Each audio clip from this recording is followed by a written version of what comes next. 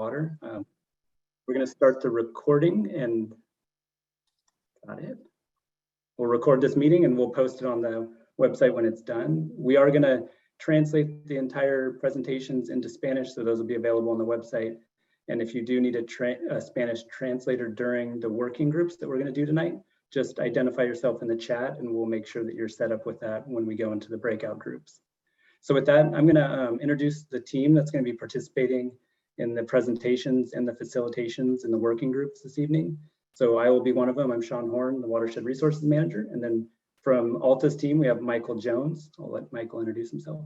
Hi, this is Michael Jones, Principal with Alta Planning and Design. And we'll hand it to Brian. Hi, everyone. Brian Birchfield. I'm the project manager for the Alta team on this project. I'll pass it down to Rio. Hi, everybody. I'm Rio. I'll be helping out with translating the working groups, and I'm with Alta. Thank you, Rio. And then Ashley D'Antonio. Hi, I'm Ashley D'Antonio. I'm an associate professor at Oregon State and a recreation ecologist, and I've been helping out Alta a bit. And then Suzanne. Hi, everybody. I'm Suzanne Whelan, the ecologist and volunteer coordinator working at Marin Water. All right. So we're going to take the first 45 minutes or so for a presentation, and then we're going to get into working groups where we do small breakout groups. I think everyone's familiar with those. And we'll be workshopping a couple topics this evening, and then we'll come back together and report out on that. And then we'll open it up for public comment, which we'll keep fairly brief this evening since we're going to spend a lot of time talking during our workshop working groups. So with that, I'm going to pull up a presentation and we'll get started and give you an overview of where we're going with the agenda tonight.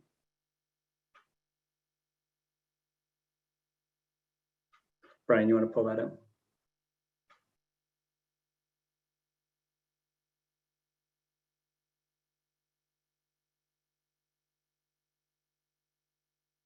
Okay, so thanks again for everyone for joining us. This is the second workshop. We had one on June 8th where we started talking about some of our issues and vision for where this planning process can go. So we'll go into the agenda for tonight.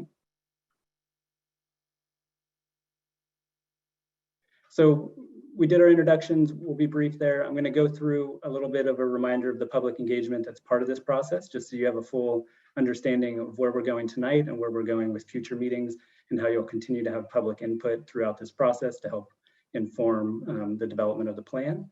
And then we're going to have a presentation from Ashley about data-driven planning, really trying to give more understanding about the context of how you bring various data sets together to become foundational pieces for a planning document, specifically how we use visitor use surveys and patterns of use on the watershed and overlay that with some of our biological data sets to understand where we have opportunities, constraints, and can move through it. And then we'll do a deep dive collectively into that data once we collect it here locally.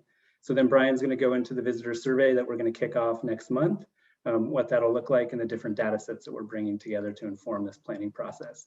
Tonight's workshop is going to be focused on kind of the vision, the goals, and the objectives for this plan. So we're at a very high level. We're going to ask everyone to be patient as we get this kind of really critical information at the beginning of this process. And all of those goals and objectives will be kind of nested under the district's existing policies for watershed management and the state regulations that we operate under as a water district. So with that, I'll jump into the presentation. And next slide, Brian. So just a reminder, we did initial public scoping for this entire process. We went through 2 public meetings. We had over 227 community members participate in that. We outreached to 57 community groups. We developed a summary memo that's available on the Watershed Recreation Management Plan on the district's website if you want to review that. We got some really good early input around some of the issues folks were seeing, some of those desired conditions that they wanted to see into the future, and some thoughts on what they wanted to see this planning process include.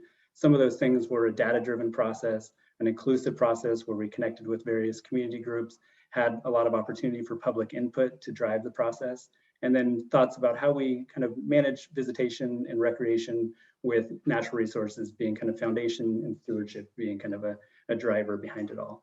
So next slide, I'm just going to kind of highlight the groups that we outreach to during that initial scoping phase.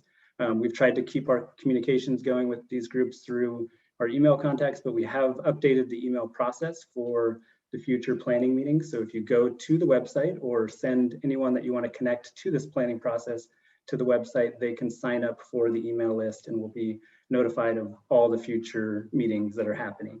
And then just note, there is one bullet that's getting lost on this particular slide, which is we're also engaging with the Federated Indians of Grant and Rancheria through direct informal consultations. So that's part of this process happening outside of these public meetings.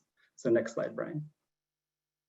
So the public engagement and input that we're going to be soliciting through these workshops and these meetings, the first one we really focused on trying to get public input on desired conditions and the issues that folks were seeing. And so we heard some of that during the initial scoping as well as the June 8th meeting. Tonight, we're focusing on the goals, vision, the goals, and the objectives. So that's what we're going to break down when we go into those working groups. The next meeting on September 14th will be focused on stewardship programs and outreach approaches. So we'll talk about the stewardship activities that the district has been doing for many years to connect the community to the mountain. And then we'll talk about how we can kind of focus some of those efforts around recreation and visitation. And we'll also try to solicit some thinking among the community groups about what they can do amongst themselves to build bridges and try to influence recreational culture here in Marin, because many of the issues that we're grappling with on Mount Tam on the Water District's lands are not unique. They're throughout the district and many public lands. Then at the October 12th meeting, we're going to talk about recreation management, getting more specific to kind of tools and strategies that we can develop to manage our facilities for various visitor groups for different goals, and thinking really deeply about how we kind of move that conversation forward, which will lead into kind of some of those management strategies, best management practices at our February 8th meeting. And at that time, we're hoping to have kind of all of this data brought together to really inform those discussions around how we can make strategic adjustments to grapple with and correct some of the issues people are seeing. So with that, I'm going to hand it over to Ashley to kind of walk us through data-driven planning and what that looks like and give us some examples of successful projects. Great, thanks so much, Sean. Can we hear me okay? Are we good with my audio? Great, thanks so much.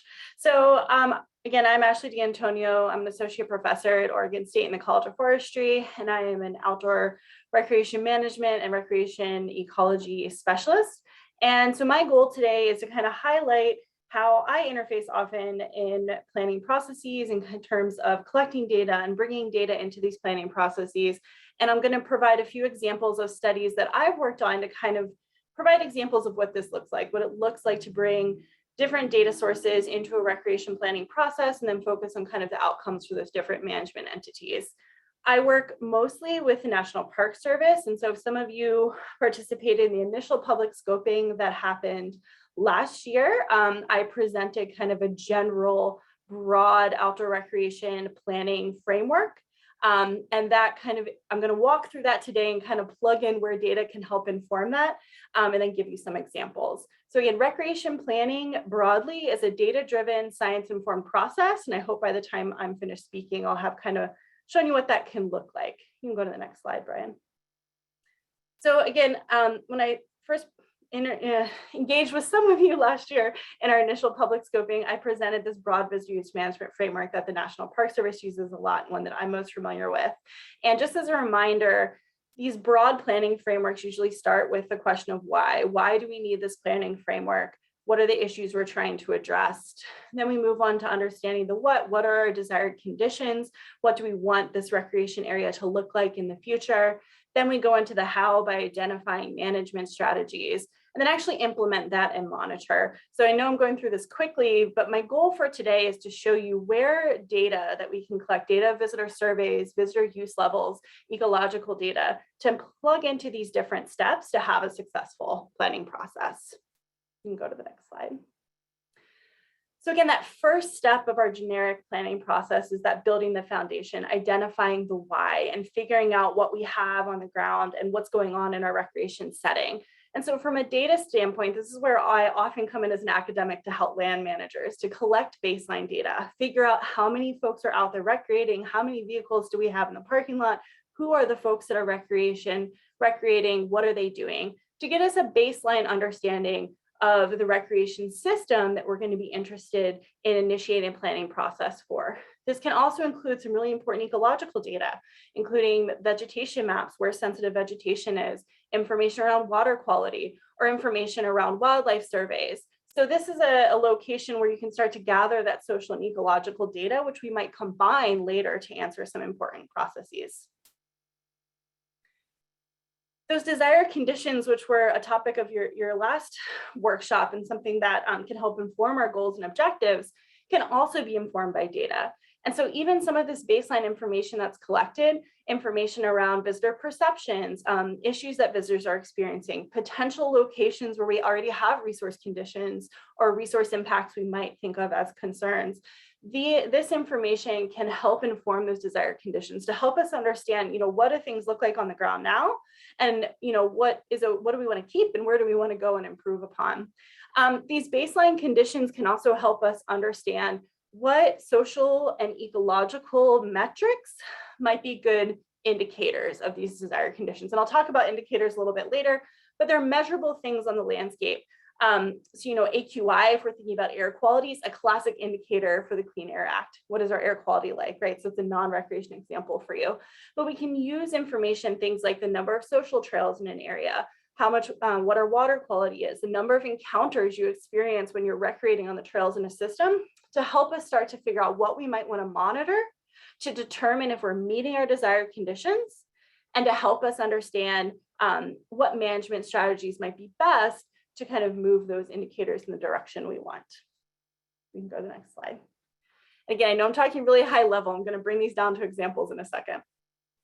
For those management strategies, how does data plug in here? So for that step that's coming down the line in the future for us now, we're identifying what management strategies might help us achieve our desired conditions, might help us meet our goals. Often what we're doing here with our data is comparing our baseline data to those desired conditions. So again, we've collected all this data and we're looking at how that aligns with our goals, how that aligns with our desired conditions, and selecting management actions that help us feel like we're going to be able to achieve those desired conditions by looking at that potential mismatch between the baseline conditions and where we want to be in the future. Okay, so it's kind of looking at how far off are we from where we want to be at point B, where are we in point A, and doing that comparison. So oftentimes, from my standpoint as a scientist, I'm not necessarily collecting new data here. We've kind of done that bit. This is where we're analyzing the data and looking how the social data and ecological data combine to help us identify what potential management actions might help us best achieve those desired conditions. And then lastly, outdoor recreation planning is an adaptive management process. That's why this figure is circular, right? We identify what we think is the best management actions, but then we need to monitor over time to make sure that we're achieving what we hope to achieve in our desired conditions. And so that baseline data, the data that we might want to use as indicators of our conditions, we're going to compare those in our monitoring standpoint. So the data collection doesn't just stop once you've implemented your management action. You want to come back and monitor over time to continue to collect data to make sure you're still achieving those desired conditions and that you're meeting your overall goals and objectives. So the data-driven science-informed planning process is really important, especially when we get to this adaptive management piece. And so to bring it all together, this is a really confusing diagram, but if you're really interested in digging into planning processes, the Visitor Use Management Framework documents you can find online kind of highlight how all this data comes together. And really what we're doing is we're using data to figure out our baseline. We're using it to help us understand what indicators and metrics might we measure to make sure we're meeting our desired conditions. We're monitoring that over time. So we're continuing to collect data about the recreation system that allows us to be adaptive as we go further down the line once a recreation plan has been implemented.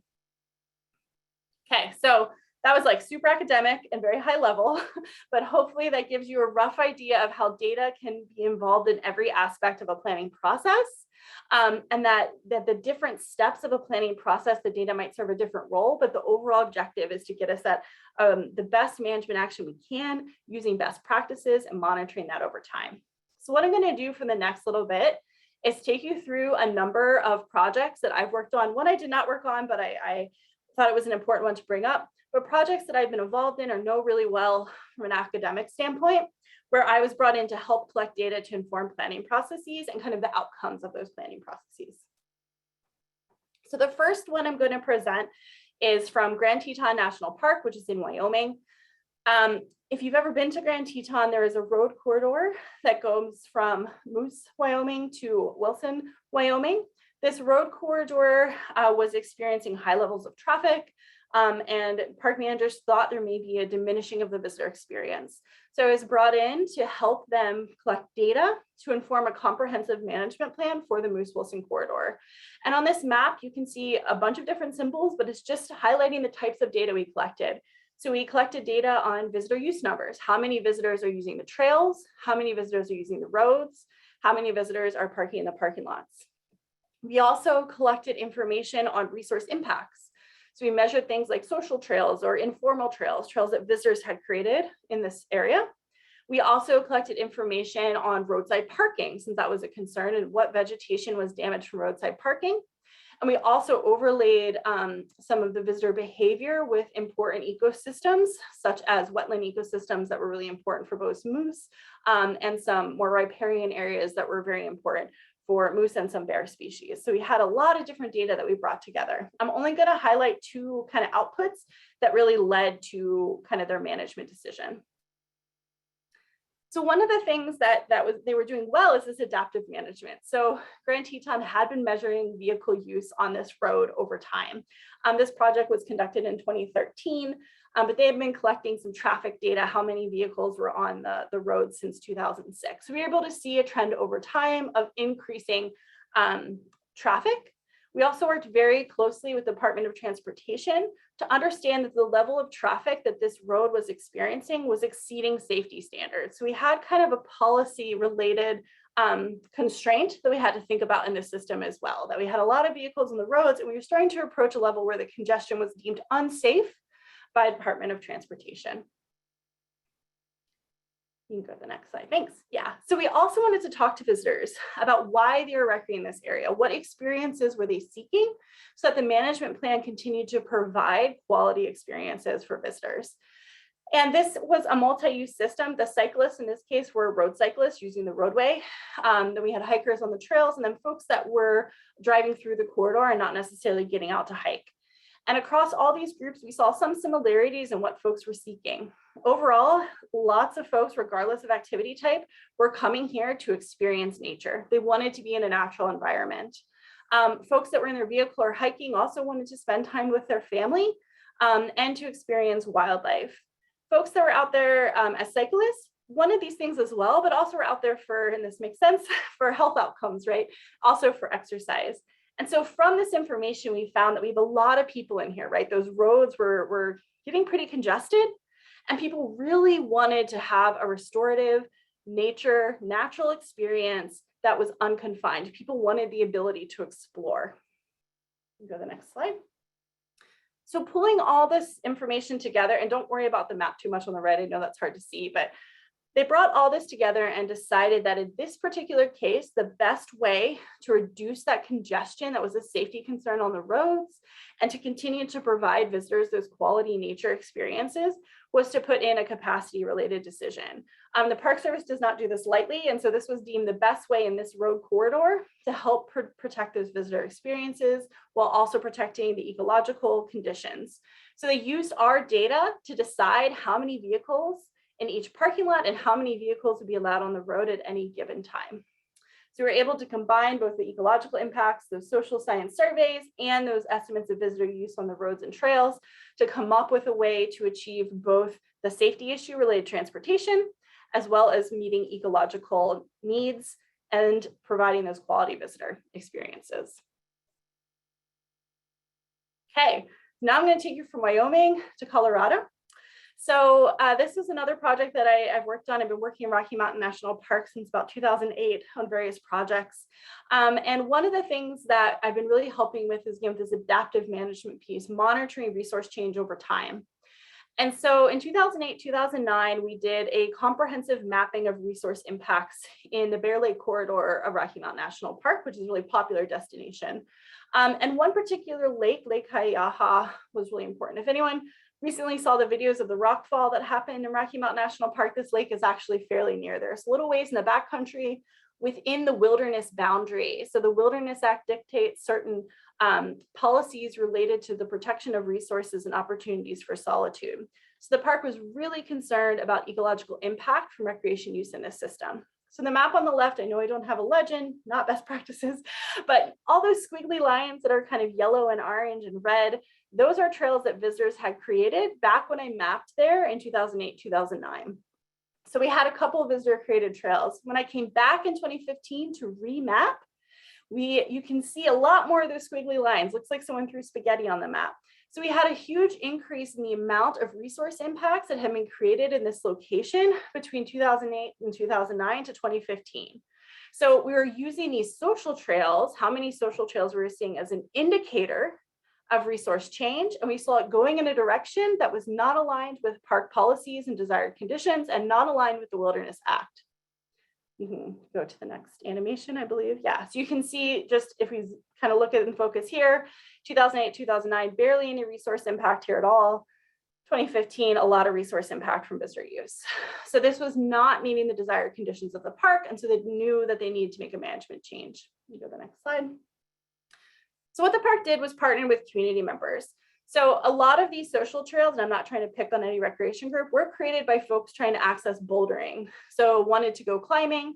There were amazing boulders in this area. There weren't any designated trails to them. And so we saw spider webbing of resource conditions as this place became more popular. So what the park did was to partner with the climbing community, and they used this data to restore some of the social trails, but then to make some of them more sustainable so that folks could continue to access those bouldering activities. That's an acceptable activity in wilderness, but we just didn't want to have so much resource impact. And so they worked with the bouldering and climbing community to restore some of the social trails, and then they've continued to monitor with partnership in the climbing community. So instead of paying me to come out and map, I'm a little expensive, they're having their community members help them do the mapping, and they're continuing to look at how social trailing has changed over time as a key indicator to resource conditions here. And they use tested protocols that I had adapted, and that's what they're implementing. So they're able to implement a new management practice, designate some social trails to the bouldering areas, restore others, and work with the local community on the continued monitoring. So the next study I'm going to highlight is not a study that I have done. Again, I'm a recreation ecologist, so I have a lot of ecologically related work. I wanted to bring in a more social focused example. So this comes from the Vail Pass Winter Recreation Area. And this is a classic example in recreation science that illustrates the effectiveness of zoning as a management action to reduce conflict. So this is an area where we have motorized winter recreation, snowmobiling, and non-motorized winter recreation, snowshoeing and cross-country skiing. And they had been monitoring over time, collecting surveys over time, over a span of, I believe, close to 10 years, surveying people about their issues around congestion, issues around conflict, and discovered that they were having conflict between these different recreation types. And so what they did at Vail Pass was they brought in some researchers and a variety of community members, and they came together to map out how they could zone this area to reduce this visitor conflict. And so this is a community-driven process where they identified areas where just motorized recreation, just snowmobiling would be, and just non-motorized recreation, just cross-country skiing and snowshoeing would occur. And so they have since gone back to look at the effectiveness of the zoning action. They've used spatial data, so they've GPS tracked snowmobilers and cross-country skiers, and then had them complete surveys about the effectiveness of this zoning, of this management action, and found that overall it's been very effective. It has reduced issues of conflict. It has reduced issues of congestion. They're still having issues around the parking areas because everyone kind of starts in the same place. But overall, they used data and looked at a trend of increasing conflict. They worked with communities to create their management action of zoning. They implemented that zoning, and they've continued to monitor to ensure that that zoning approach has continued to work to help them, again, achieve a desired condition of providing winter recreation in this area for multiple user types while reducing issues between those user types. Okay. Still bearing with me on this very data heavy part of the presentation. So last thing I'm going to highlight is how we can combine social data and ecological data to help inform management actions and kind of thinking about how we can, again, provide quality recreation experiences while protecting resource conditions and meeting various policies needs. So this example is going to come together to highlight some work that I've done in the Nature Reserve of Orange County. So this is in Orange County, California. This is an area that is locally known as the Reserve. It is a very popular destination for having hiking and mountain biking, both in this trail system. And in addition, the Nature Reserve of Orange County has a community conservation plan or a habitat conservation plan that really drives some conservation goals for this area that must be met while allowing for outdoor recreational activities. So the species that are aligned with this area is the coastal California gnatcatcher, the coastal cactus wren, and the orange-throated whiptail. So these species were mandated to protect the habitat for these species and protect these species in the reserve under this habitat conservation plan. So we were brought in to start to understand, is outdoor recreation compatible with this habitat conservation plan? And are we still meeting our conservation goals while providing these recreation opportunities?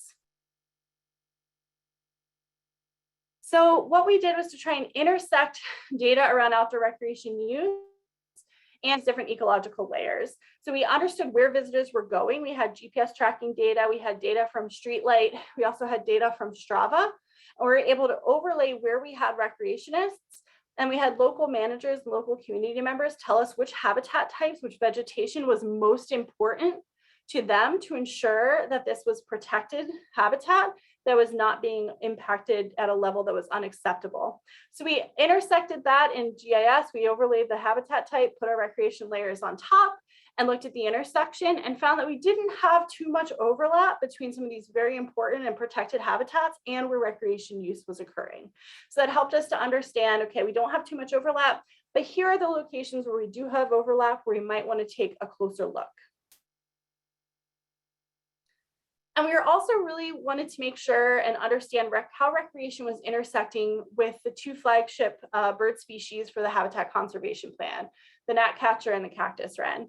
So we took that same visitor data, the GPS tracks of visitor use, and we overlaid it with where folks had done surveys of both of these bird species. Overall, again, don't worry too much about this data. The key is that we're able to take that wildlife data and relate it to recreation data. And we found that overall, we did not have a lot of overlap, that they were doing a good job in having the trails away from the important locations for these species. Where we did have overlap, we did see a slight difference in that in some cases, we were less likely to find these birds we expected them when we had high levels of recreation use. So right now the reserve is looking at these areas more closely to make a decision about whether or not they need to make a management action about recreation in those areas.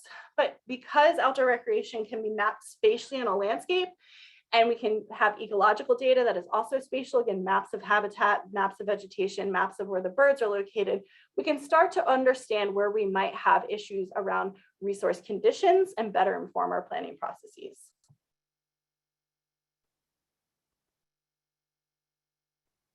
And I think that's all for me. Yeah, thanks, Ashley. That was great. So now I'm going to speak briefly about some of the data collection methods that we have already used for this project and where we're headed in the coming weeks and months. So one of the first things we wanted to accomplish was interviewing peer agencies. So we reached out to connect with 3 different water agencies in California.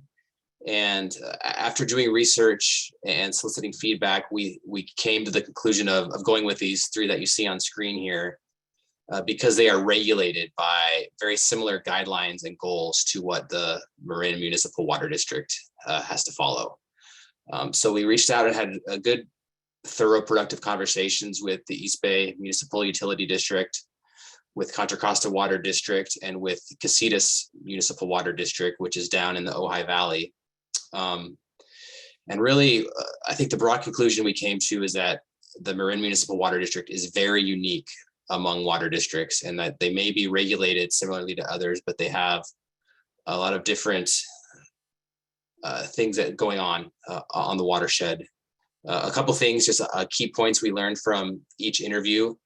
The East Bay Municipal Utility District, or East Bay MUD as it's known, they don't allow bicycles on their facilities, but hiking and equestrian use is allowed on their trails.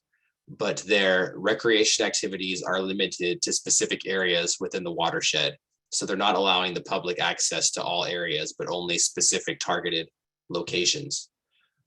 Also, due to the location of their facilities, they only have about 60% of the visitation of the Marin watershed, which we found interesting. So they don't see a lot of the same overcrowding issues that can happen on the mountain. Meeting with Contra Costa Water District, talking to them, they have 60 miles of fire roads along their land that allow for public access. And out of those, there's about 16 miles that are multi-use facilities that allow horseback riding and mountain biking, along with traditional hiking, nature walks, bird watching, that sort of thing. But their visitors are primarily there to fish. The most visitation they get is among people going to the reservoirs to fish. And then because of their facilities, they're at fairly remote locations and have comparatively a low volume of visitors on their lands. And then lastly, probably the busiest watershed that we talked to was the Casitas Municipal Water District in the Ojai Valley. The recreation they allow on their facilities is primarily camping, along with boating, but they do have a great network of roads. So they see a lot of road cyclists coming into their lands using their existing roads, and they do allow mountain biking on their facilities. One of the things that they have going for them is the reservoir that they manage. The location of that reservoir allows for only one access point. So they're able to have a lot of control on the number of people and the types of things they're letting in and out of the watershed.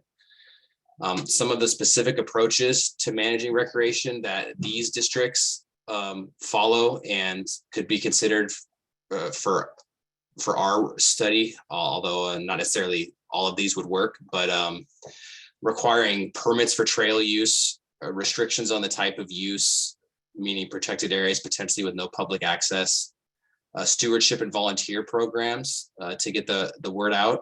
And then again, designating specific areas for recreation. That is a common theme that we found throughout each of these interviews, was that they only allow certain areas to be recreated on. Hey, Brian, I'm just gonna jump in real quick just to add that one of the outcomes of these surveys and these interviews with other water districts was that really Marin water is incredibly unique in how much access that it does provide to the public in terms of multi-use trails, hiking trails, and fire road access. So that was one of the surprising things just to see when you look at different water districts, there's a tremendous amount of access here in Marin that doesn't exist in other California water districts. I think that was, something that our rangers understood, but when we looked for water districts to talk to and compare to, we really looked for ones that were similar to us. There are more restrictive water districts than the ones listed here, and we didn't, see us kind of aligning with their existing policies as much, so we didn't, include them in this interview list for the first interviews that we did. Sorry, Brian, go ahead. Yeah, great, thanks, Sean. So the next step following these water agency interviews are the visitor survey data collection process, as well as collecting some cell phone data. And this will help us identify the usage patterns, not only within the watershed, but also how people are getting to and from the watershed.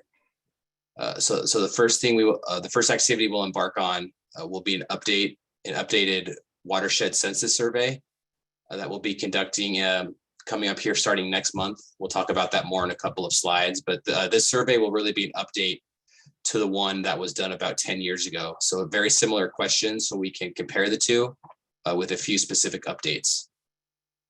And that'll help us provide information on what's happening within the watershed. We'll also be using eco counters, so on the ground physical counters that can automatically count multimodal data within the watershed. I have a map on the following slide that shows where these counters are proposed to be placed. And then some of the trail app data or cell phone data, we're going to be using our Strava, which some of you are probably familiar with, and then streetlight data, which is anonymous cell phone GPS data, and will be used to help us track how people are getting to the watershed and where they're coming from. In addition to the survey we'll be doing on the watershed, there'll also be an online survey available for ratepayers and other community members who are interested in participating in the survey and who use the watershed. The online survey will be available through the project website, which we have listed here in an upcoming slide. And there'll also be a survey mailed to ratepayers. That's one more way to get feedback that we wanted to mention. So here's a map of the watershed, a little hard to see, but I'll point out a few of the key things we wanted to discuss. The red stars you see on the map are the multi-use eco counter locations. So those are proposed at 4 different locations along the watershed, at Deer Park, Natalie Coffin Green Park, and a couple others.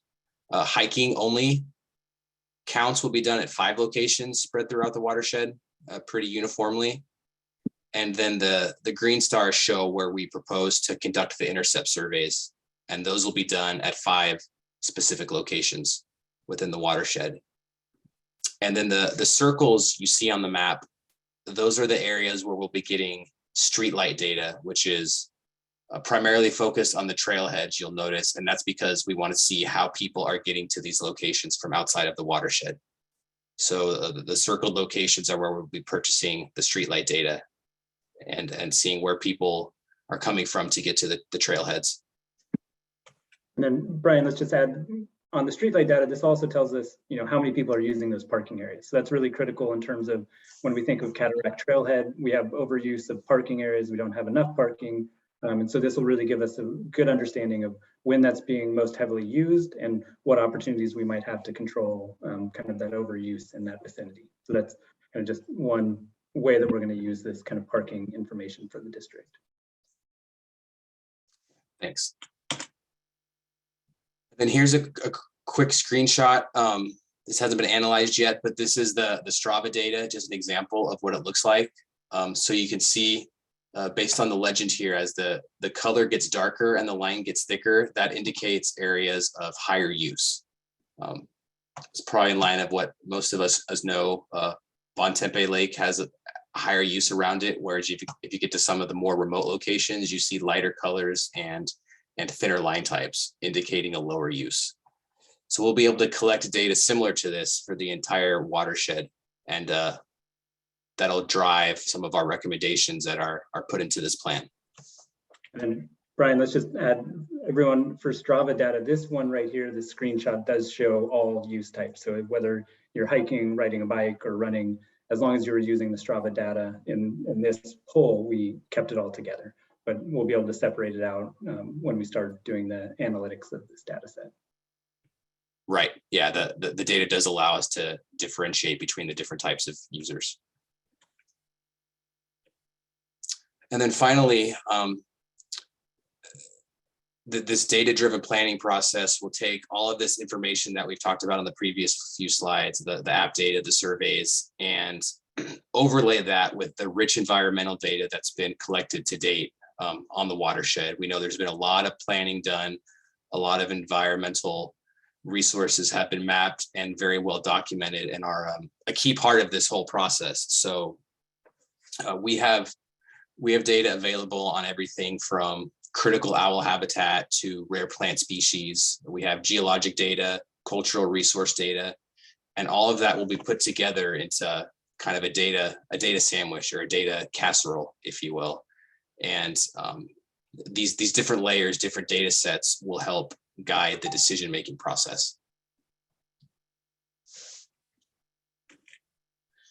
And then hopefully some of you in the meeting tonight are asking, how can I get involved? How can I help out with this process? And one way is we definitely need help to have people out there with us conducting these user surveys on the watershed. And there are a few upcoming volunteer opportunities, which are shown on the screen here, a variety of days and times that we'll be collecting surveys from late August to early October. So there'll be Tuesday times, August 30th, September 13th, September 20th. There'll be times on Thursdays and then a weekend time on Saturdays.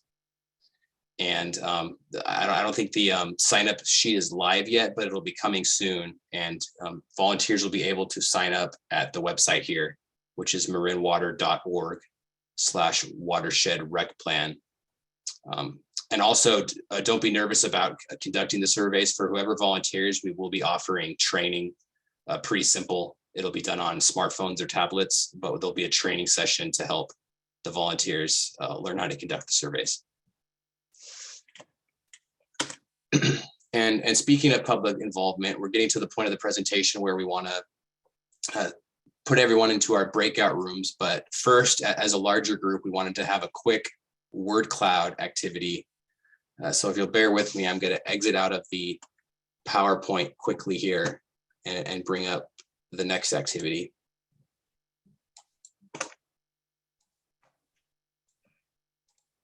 So this is being done through Mentimeter. So if you go, the address is here.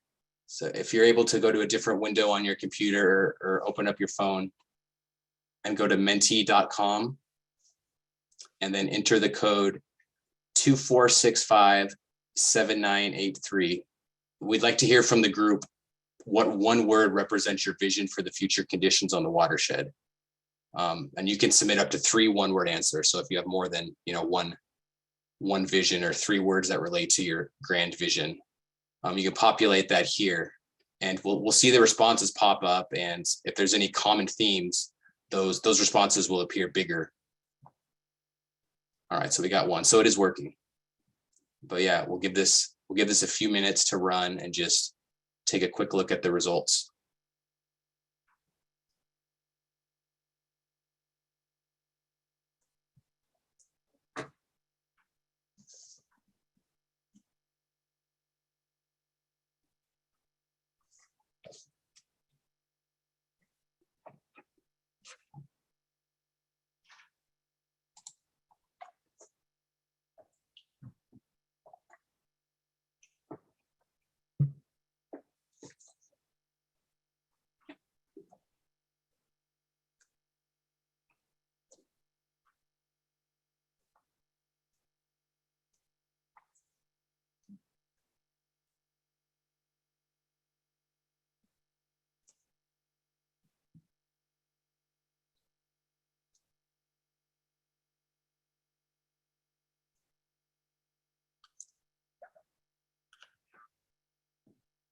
All right, resilient, inclusive.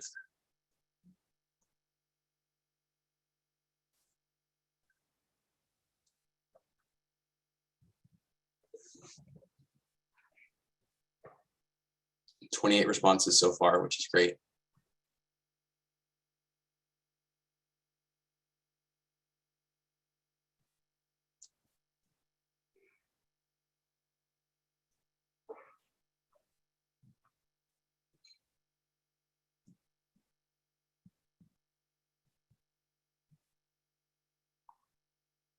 While everyone's putting their vision in the next step for the team that's working on this planning effort is we'll start to take all of these insights that we've gotten and we'll start developing kind of a vision statement for this planning document. And we'll bring that vision statement back to future planning discussions and meetings for kind of further wordsmithing discussion, and we'll slowly start working ourselves into kind of a vision statement that we use overarchingly for this planning process. So it's great to see things like nature, inclusive access, preservation, bikeability, biodiversity. These are all things that are aligned with what we're currently able to offer on the watershed and the types of use that we have and the protective measures that we have in place through our management plans currently. So it's great to see this kind of input, especially resilient. I think that's something we're all thinking about and looking towards the future and thinking about how we protect the ecology and engage folks and helping us see how we can steward the mountain, having kind of safety as a foremost and centered element, and kind of thinking about habitat as well as kind of human use of the watershed as well.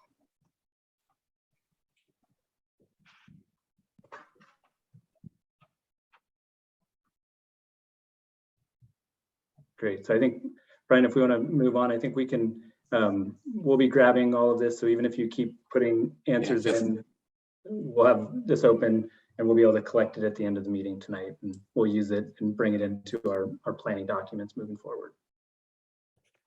Absolutely.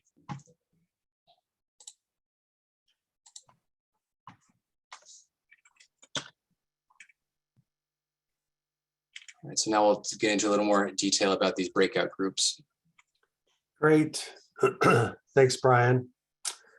This is Michael Jones again, and we're just about ready to jump into the breakout rooms and discuss developing goals and objectives for the plan.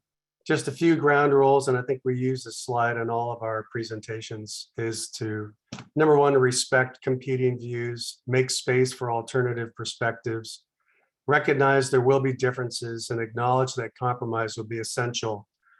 The one thing that we know that everybody shares is a passion for the watershed and for preserving it. As you can see in the word bubbles, that there's a lot of different perspectives, but there's also a lot of common shared themes, and that's something that we'll be looking for. Next slide. So as Ashley mentioned in her presentation, the first step really for a recreation management plan is, it really is the building block, or the why we're doing it, is to set goals. And we're going to do this in an interactive fashion. We're going to randomly assign everybody into groups of about, probably I think less than 20. I don't know how many total people we have, but in 5 different groups. We're going to work on developing goals and objectives that the group can agree on with the broadest commonality. And really that's the challenge for you, the public, is to not just think of your own perspective, but those of others, and what can we develop that will have broad support.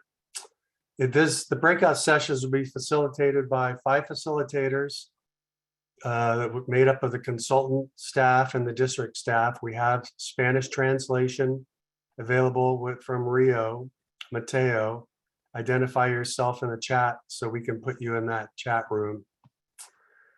The facilitator will record the goals and objectives as they get developed.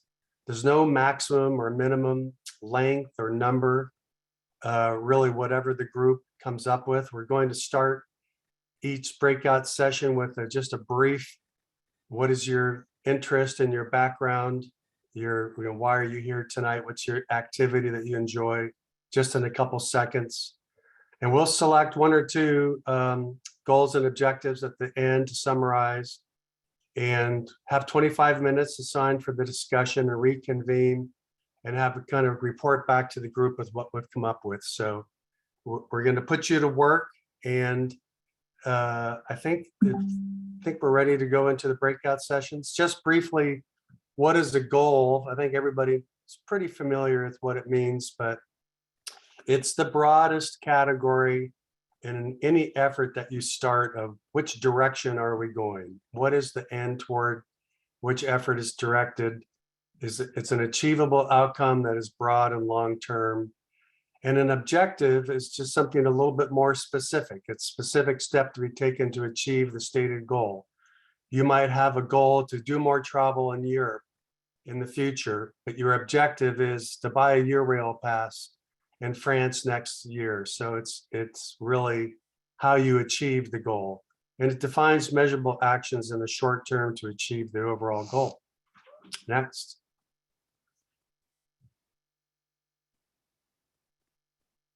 I think we're ready to launch the rooms. I think we're going to, so I'll see you, everybody, in the rooms.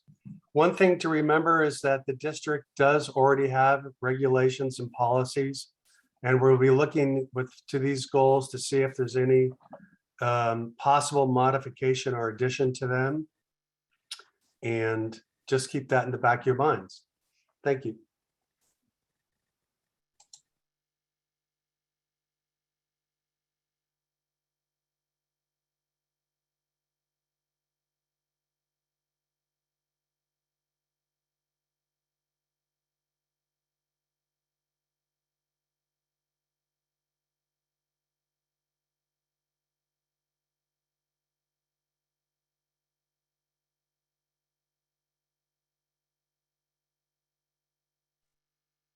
Hey, Rio.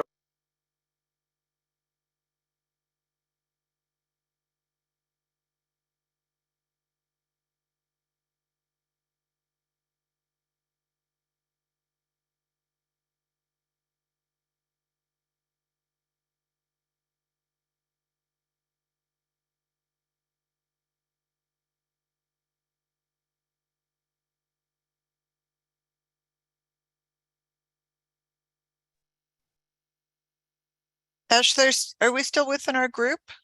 Are we? We're back in the main room. We're just waiting for the other breakout rooms to close. We all got a Oh. warning to close. Yeah. Good clarifying question. It's hard to tell. You're really right on it. Okay. I Thanks. am very punctual. Good job. Ashley, will you show that slide? I didn't screenshot it. Yeah, don't worry, Sammy. Okay. I'll put the slide up when All it's right, our thank turn. And hopefully someone tells me which group you were, because I did not write that down. So I think we were group 3. I don't know. Okay. We were Gryffindor or whatever, something like that.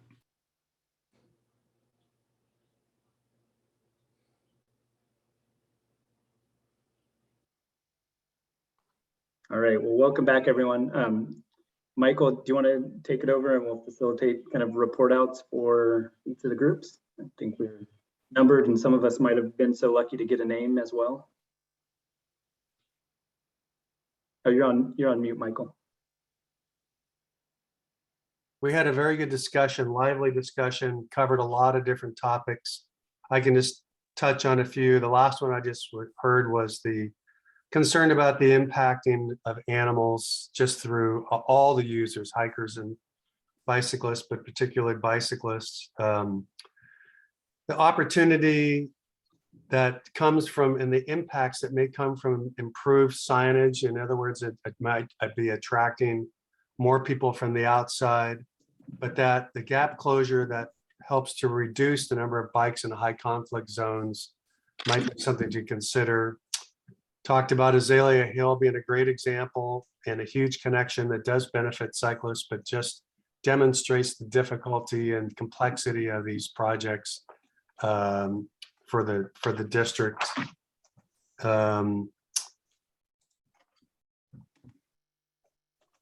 Yeah, we heard from an equestrian who talked about the loss of the paddocks in the area and how they've been replaced by bikes. Control use by outside users, advocate additional signs, number of bikes, older bikes, wearers, inclusivity, dogs off leash. A lot of notes that we'll put together and summarize for you. Great, thanks, Michael. What group are you, Michael? Do you remember? I don't remember. That's all right. Michael was group 2. Group 2. Great. Brian, do you want to report out on what you heard from the group you were in? Yeah, so we were group 1 and had a fantastic and I think very productive discussion. I barely had to facilitate, which is I think the ideal situation. So Theodore from our team has graciously volunteered to report back for our group. So Theodore, my notes are up on screen here, so take it away. Great, thank you very much. Yeah, it was a productive discussion. The two primary goals that we centered around was more inclusive access primarily, and also second, better habitat restoration, improve wildlife conditions, protect endangered and threatened species. Beyond that, we also talked a little bit about reducing user conflict and improving safety, which are also important. On the inclusive access front, one thing that was brought up is more public transit options, making sure that all groups in the community that want to access the watershed for recreation opportunities can, ADA trails, improved signage, connect with local school programs. Another thing, that was brought up a couple times is we're going to get a lot of data through this process, hopefully, particularly on who is actually using these trails.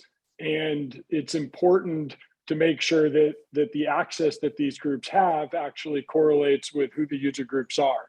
And it was brought up a couple times that not all user groups get equitable access to the trails.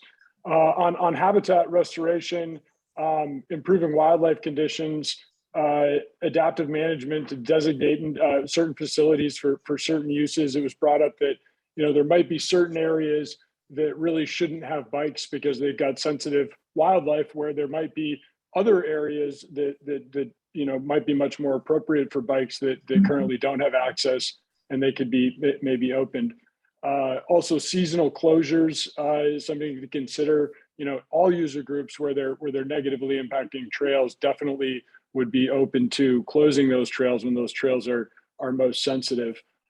We also talked about to you know, improve safety and reduce user conflict, that it could be really productive to have certain areas designated for certain user groups. You know, someone brought up that they were negatively impacted by a bike. That was scary. And one person brought up a solution would be to designate certain areas for just hikers or equestrians and other areas for just bikes. Great, thanks for that report out. Good. Ashley, do you want to report out on what came out of your group? Yeah, we had an incredibly rich discussion, having lots of notes. The topics range from safety to climate change impacts to habitat protection.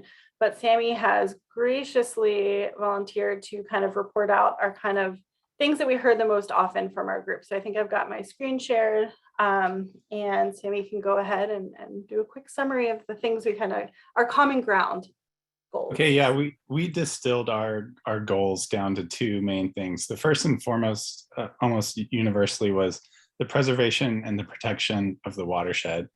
The second goal that we came to behind that was diverse activities and safe access for outdoor recreation, which includes a variety of all activity types. And then we had some sub goals below that. The first was, you know, allowing for sustainable recreation, which is non-conflicting with our conservation goals, which was our primary goal.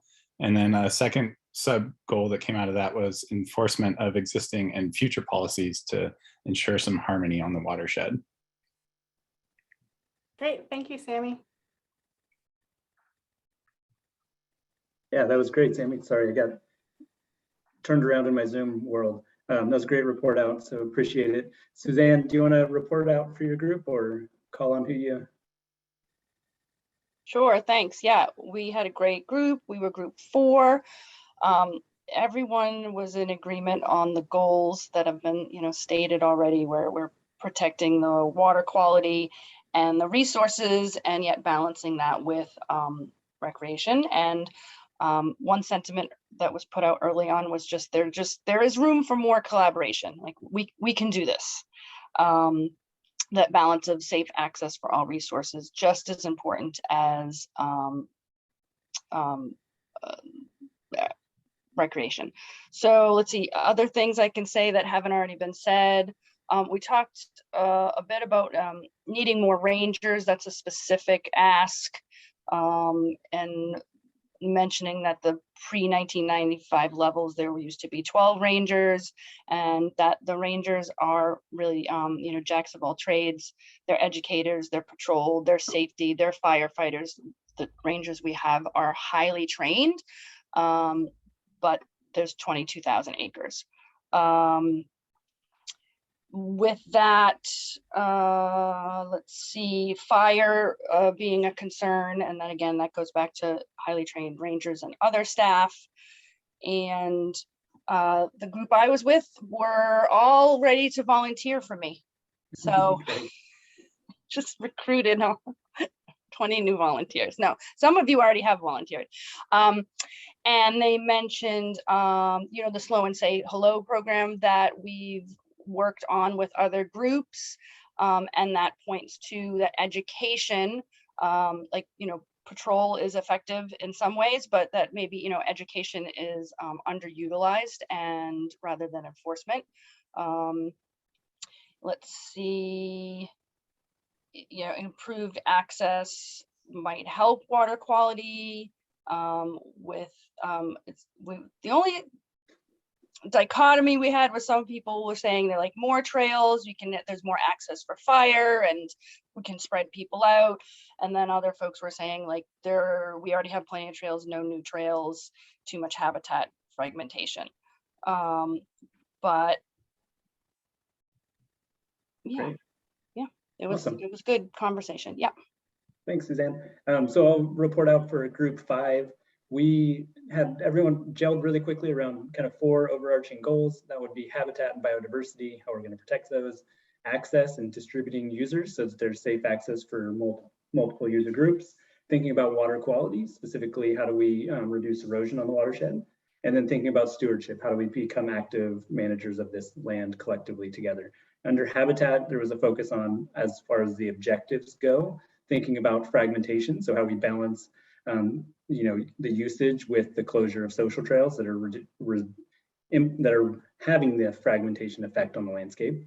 And then thinking about zones with protection zones and zones that might have more opportunities for multiple user groups. And then thinking about data and science to help us monitor our biodiversity long-term and keep this process going.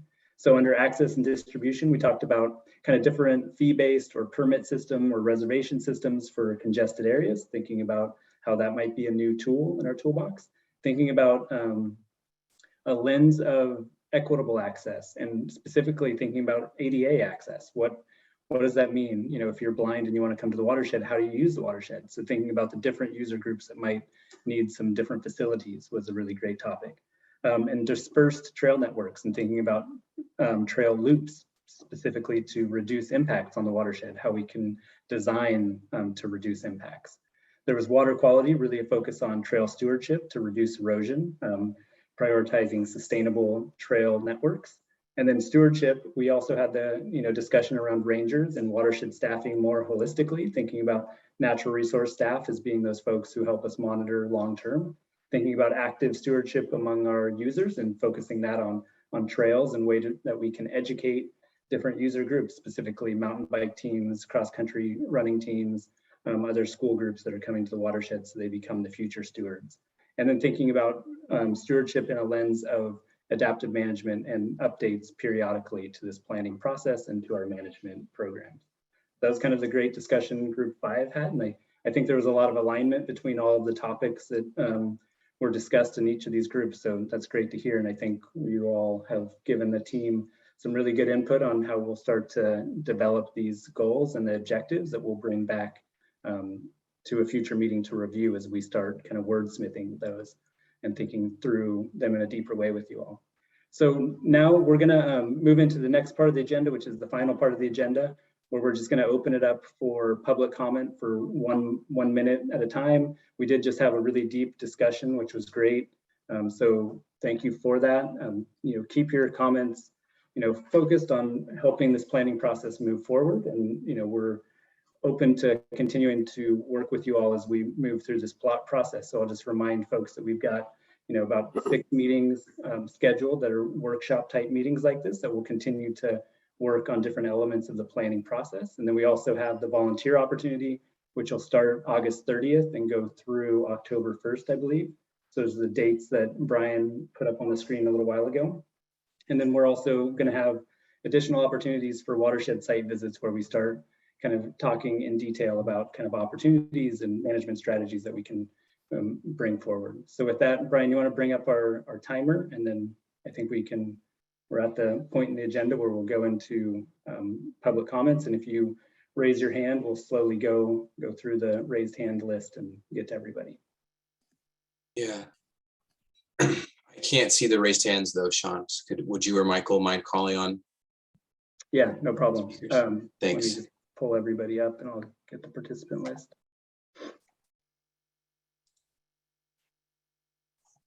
So we'll start with, let's see, oh, sorry, I got a bubble. Nona Dennis, you're the first one on my list. Okay, all right, thanks for 1 minute. It is, much as I admire the promise to do a data-driven process, there are some hunks of data that the water district simply doesn't have. We talk kind of glibly about protecting the spotted owl. We can do that, we know where they are. Protecting the osprey, we keep track of those. The frogs, we keep track of those. But for the most part, the water district has almost zero data on how wildlife actually utilize the watershed. We don't know. We have numbers, we have species lists and so forth. We have no idea about the dynamics of populations. What are they doing and how are they, what is the baseline? How are they possibly disturbed by all of us, by recreationists? That's really going to be a big flaw in the data-driven process. Thank you, Nona. Moving on, let's go to last phone number. The last 4 digits of the phone number is 1402. And I think it's *6 to unmute yourself. James Holmes Larkspur. The one thing I would ask is that we consider the financial impacts of recreation, in particular the of expanding recreation and regulating recreation. I look at this in the context of the ongoing workshops. One occurred last night before the board, in which the consultants are raising phenomenally expensive projects for expanding supply, and there are going to be huge financial impacts on this district. And we have to consider practically what are the financial impacts of more trails, more rangers, more recreation. We must remember the primary mission of the district is water and is water provision, and that is becoming increasingly expensive. Thank you. Yeah, thank you. We'll go on to the next raised hand, Larry Minikis. Well, perfect. I'll segue to the last speaker, which is as part of this process, and it's coming up today, is how people feel about a fee-based watershed and what that might look like, and how that may help manage the watershed if there is a fee. And that's all I really want to say. Thank you. Yeah, thanks, Larry. We'll restore a timer. Going on to Mary, you're next.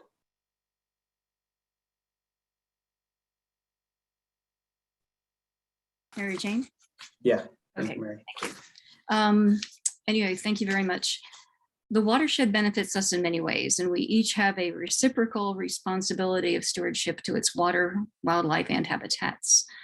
The district states it is, quote, held in trust as a natural wildland of great biological diversity, scenic open space, and an area for passive outdoor recreation, end quote.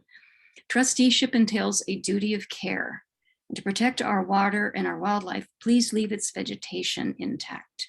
Mount Tam's capacity to absorb our impacts is finite, and some species require undisturbed habitat. New trail construction invades near pristine habitats and can disrupt and even displace sensitive species like the spotted owl. It can increase erosion, which with our cycles of extreme drought and severe storms can be disastrous. So please keep Mount Tam healthy and wild. Thank you. Yeah, thank you, Mary. Going on, Tom Boss, you're next. Yeah, hi. I'm glad to see we all, there seems to be some common themes. We want to protect this place. We want to have quality experiences. We want to have safe experiences. We want to reduce our impact on the wildlife and the habitat. And the only way we're going to really find solutions is if we work together. So I really promote active cooperation and collaboration again among all user groups in the conservation community. We can manage what we have, I think, in a way that will have mutual benefits. That said, the cycling community, lacks some of those same experiences that other users get. So the plan, we want to see things looked at like time allocation, better connectivity. Azalea Hill is a good example of a project where you can provide safety for cyclists, get them off the road, reduce the impacts on the environment, close social trails, and provide a corridor for visitors. So anyway, just look forward to working with everybody on positive outcomes. Thank you, Tom. Appreciate the comments. Barbara Salzman, you're next. Hi. I'd like to speak to the wildlife issue. Also, you have a lot of data. I don't think it was collected for this purpose. So I think that you need to spend some time ensuring that analyzing what you have and how it relates to the public uses that are occurring now and that might occur under this, that are proposed to occur under this recreation plan. I don't, I think it's interesting that the other districts have minimal access compared to ours. And I wonder why that is. I think maybe we should take a look at why they have limited access much more than we have. Anyway, I am concerned that the natural resources be protected as others have said. Thanks. Great, thank you, Barbara. Terry Thomas, you're next. Thank you. I just wanted to point out that there is a new study that Mid-Peninsula Regional Open Space did on e-bike noise and bats and songbirds, which is interesting. There aren't too many actual research projects that I have found on the impacts of hiking, biking, and equestrians on wildlife. What they do show is that they do kind of all of the recreation as a whole. They'll show that it does impact wildlife, but I think that my request here is that you also allow some funding for any specific research needs. Another one might be erosion on the trails, and that as part of your data overlays that you might not have yet. So I just wanted to make sure you could also have some new information collected. Thank you. Thank you, Terry. Going on, Chance, you're next from the Sierra Club. Yeah, thank you. And chapter chair of the Sierra Club, we're in the process of starting to come up with some comments and participate more fully, but I'm speaking on behalf of myself right now. I just think that what we need to really do at a high level is provide for inclusive opportunities to explore, enjoy, and protect the watershed. This high level baseline, who are the users? What are the distribution of uses, the knowns and the unknowns, as others have stated? What are the conflicts, and how do we provide alternatives to mitigate some of those conflicts and provide net benefits? I think some of those things are safety, ecological integrity, hydrological function, et cetera. But then we have to move on to the fact that we're nested within a greater context, which is whether or not marin water can actually accommodate some of these plans with the increasing cost of doing business, provision of water, maintenance of the watershed, and watershed health. So those are things to consider as we move forward here. Yeah, thanks, Chance. Moving on to the next speaker, Jeff Gill. Yeah, hi. I agree with the idea about inclusivity and access to the watershed, and also with the health of the watershed in terms of the environment and water quality. I want to just suggest to folks that how the status quo, the current trail network and the current access, I would question that's viable from an enforcement perspective, and also from an environmental health perspective. We've had kind of a forest management policy or a fire management policy that has proved to not be adequate for a long time. And the good work that we're doing, that the district's already doing to maintain, to do fire clearing and access around the lakes and around the trails and close to the trails. There's a whole bunch of other parts of the watershed that there should be access to, more active access to, so that the land could be managed and monitored, and we could gather the data about the wildlife and the state of the fuel situation out there. So I would just suggest that folks consider that. Jeff, if you want to close your access. thought, then we'll move on. Yeah, I'm closing it. That more access is not the antithesis to the environment or the care of the water. Great, thanks, Jeff. Moving on to Dee Lee. Hello. I would like to know if your data collection can include nighttime data collection. I know that the watershed is closed at night. However, I live on Cascade Drive at the bottom of the Elliott Nature Preserve, and on a regular basis, there are mountain bikes coming through at night with these big LED headlights through northern spotted owl nesting places. So I'm wondering if you can do that, and I would like to see some enforcement at night to protect the wildlife as well. So, thank you. Great, thank you very much. We'll go on to the next speaker, Anna. Hi, so Jeff's statement as far really resonated with me about needing to have access for management purposes. And it also, made me think of how important it is to be able to have stewardship of areas and to have areas that realistically are going to be used by people illegally. And if you don't have a means of having people go to those places and restore them, I think you're better off in some ways by saying, designating certain areas that might be social trails now as an area where, okay, it's just bikes or just hikers, and then having that be maintained by those user groups.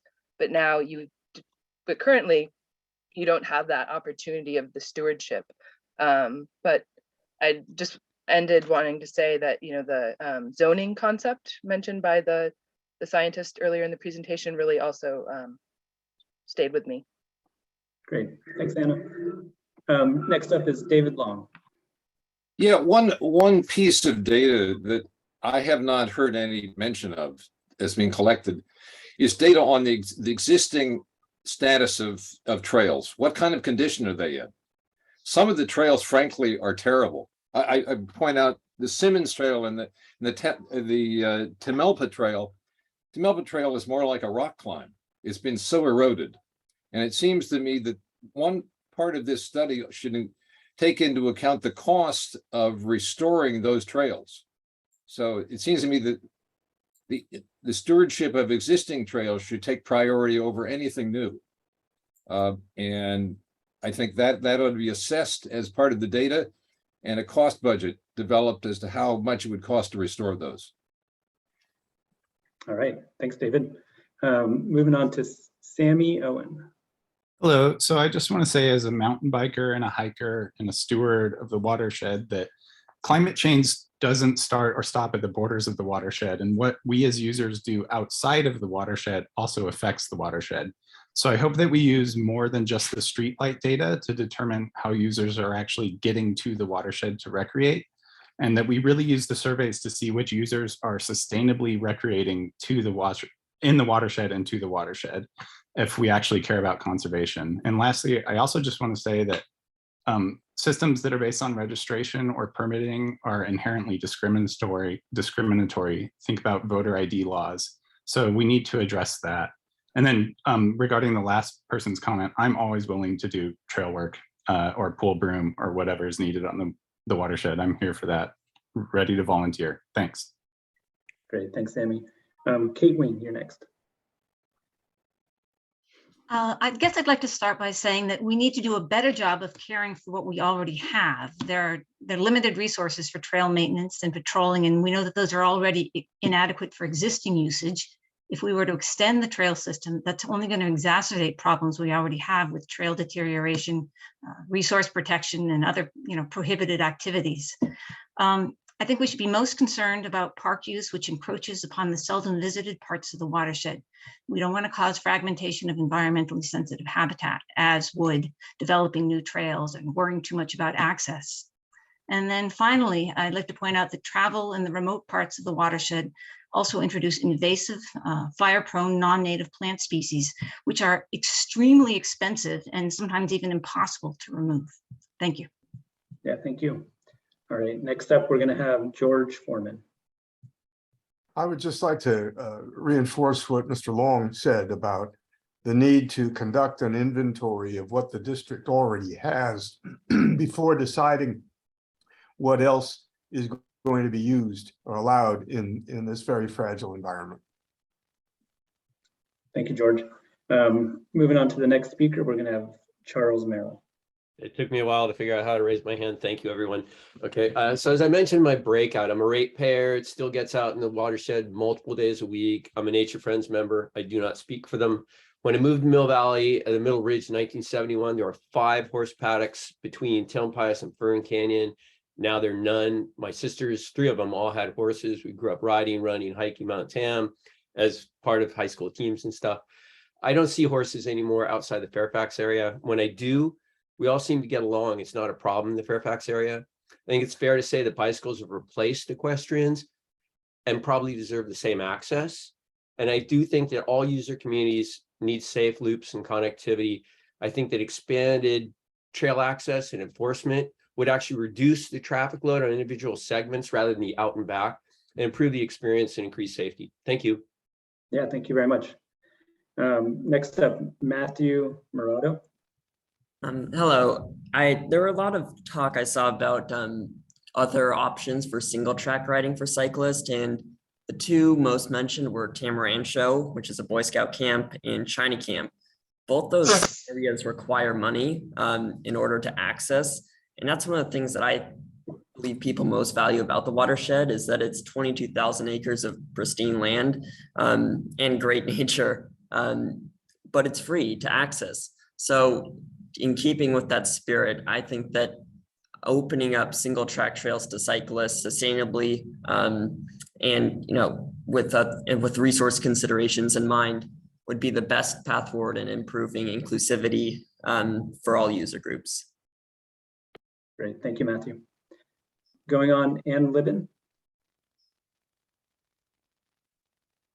Yeah, I just wanted to mention as a volunteer opportunity and a possible data source, the one TAM, Wildlife Picture Indexing.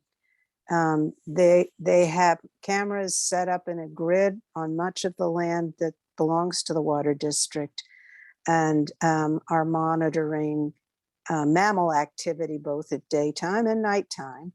And if there were more people available to help with indexing, the water district might have a whole lot more data on wildlife use of various areas. Thanks. Yeah, thank you, Ann. Good comment. Next up, Vernon Huffman. Yes, thank you. I just wanted to reiterate what we heard earlier in the, I thought this case study that Ashley D'Antonio brought up in the national park. They did a trail survey. They saw spaghetti, a lot of network of social trails. But they chose to work with the bouldering groups that were creating those trails. They worked with the groups. They closed some of the trails down, and then they adopted trails to serve the need of those bouldering groups. That same situation exists here in the watershed for bikes. And I think that the opportunity exists to work with bikes to identify trails, maybe social trails that could be brought into the system and put the bikers to work. That's never been tried or done in the Marin Water District. Instead, it's always been a heavy-handed law enforcement type approach. And I'd like to see an opportunity of change. Thank you. Yeah, thanks for the comment, Vernon. Next up, Bill Albright.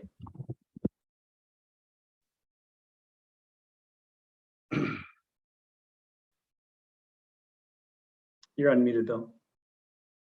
Am I here? Can you hear yeah, me? You're good. Go ahead. All right. Thanks, Sean. You know, I'm sorry I was in your breakout group, but somehow my audio went off, and when I got back on, I couldn't connect with you again. I was asking for a balanced distribution of access to the watershed for all users, of course, with regard to the natural environment and the water use. But a very practical comment is that in the very beginning of this meeting, the survey was planned for 3 Tuesdays, 3 Thursdays, and 3 Saturdays. And is that correct, Sean? So can you verify that plan? Because I'm bring up the survey at the end. Right. Well, but what about the Monday, Wednesday, Sunday users? Because an awful lot of us are on 3 days a week, but it might be the wrong 3 days, and your survey would really not be accurate. So that's my comment. Thank you. I want to eat, but I can't like hold anything. If you're not speaking, please mute yourself. We'd all love it.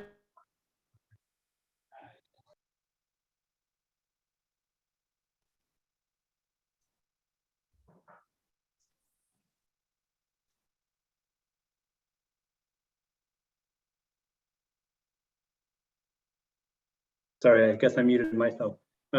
Chris Tufts, you're the next speaker if you want to go ahead.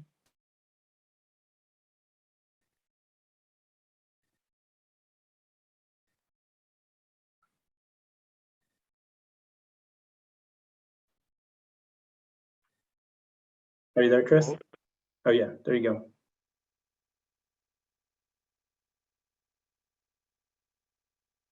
I think we'll have to come back to Chris. Next up would be Stephen McDaniel.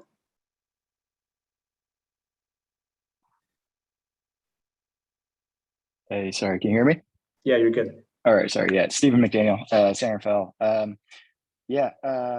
think lots of great comments. The only thing I want to bring up right now is just looking around at the users we have on the phone and knowing the times that we have scheduled for future engagements with the public. I don't know that's the best way to grab all the users of the watershed. I think we have a very diverse group of users that are accessing the watershed these days. I don't think they're accurately reflected in this group that's commenting on it. Would really encourage us to try to engage all the users of the watershed to really get opinions of how everyone's using it and what they expect to see out of it. Thanks. Yeah, thank you for the comments. Next up, we're going to have Andrew Levine.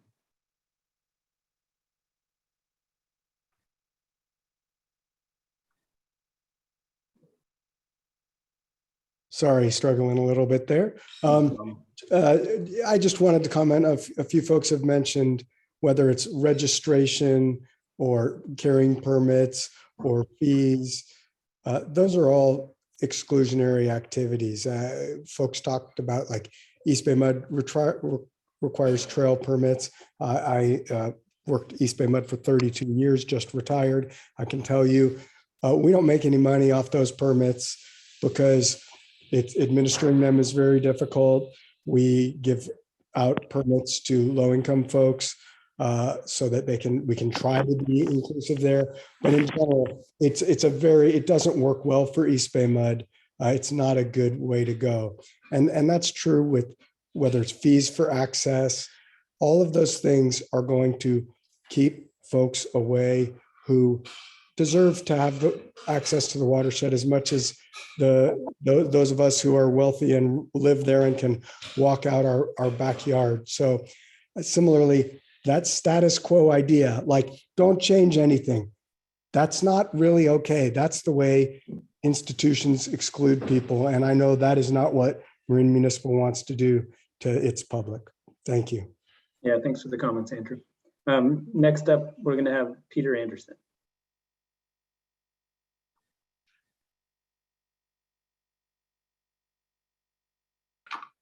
Statement from Mary Casey, General Counsel for MMWD 2017, regarding your request for the amount of time spent patrolling for wildland fire danger and code enforcement. Watershed staff does not capture that data.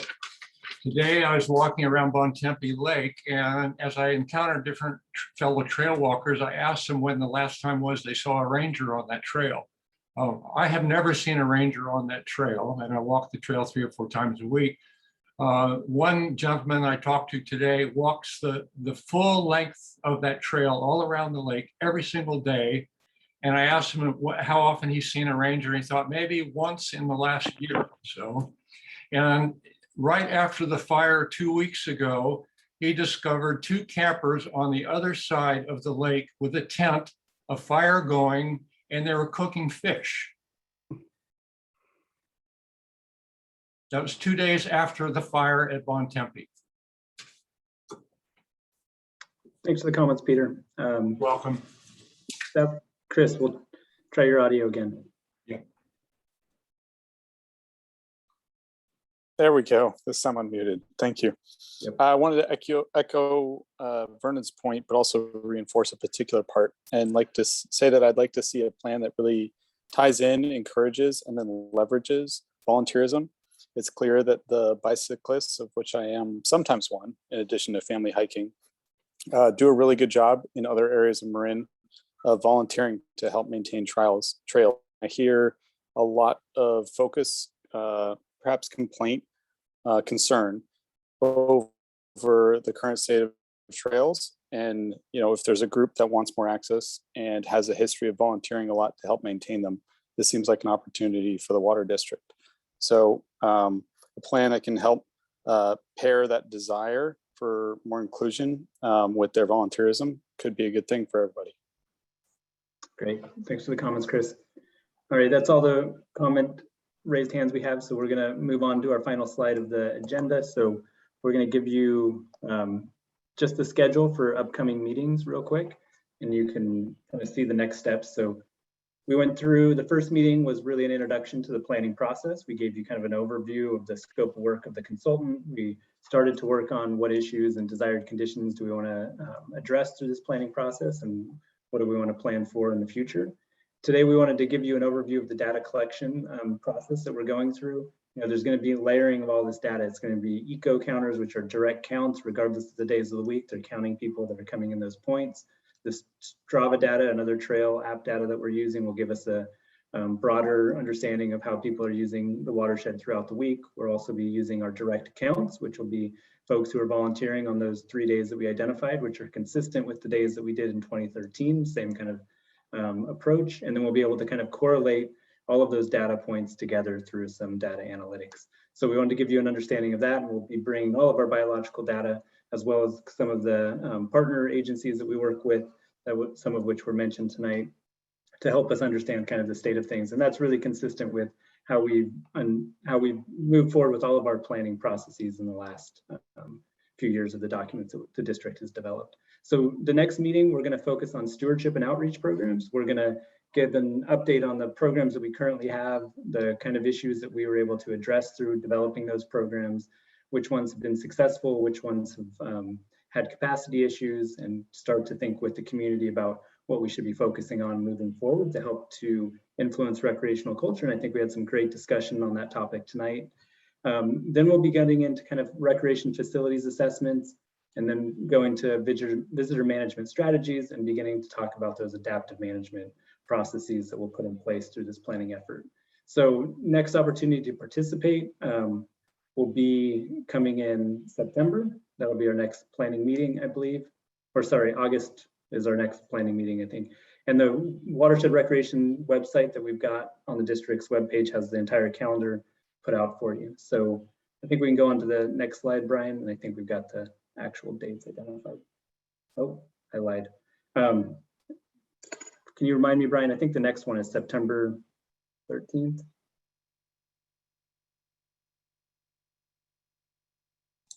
I believe that's correct. Yeah, so September 13th, Wednesday evening again, 5 to 7, and we'll start to review those stewardship plans and talk about kind of how we can continue to engage. So we're at 7 o'clock, and I appreciate everyone's involvement in the working sessions. The input that we received tonight is going to be great as we start developing those overarching goals and those objectives. And so we really appreciate it. And now you can all go eat and have dinner. So thank you for joining us tonight.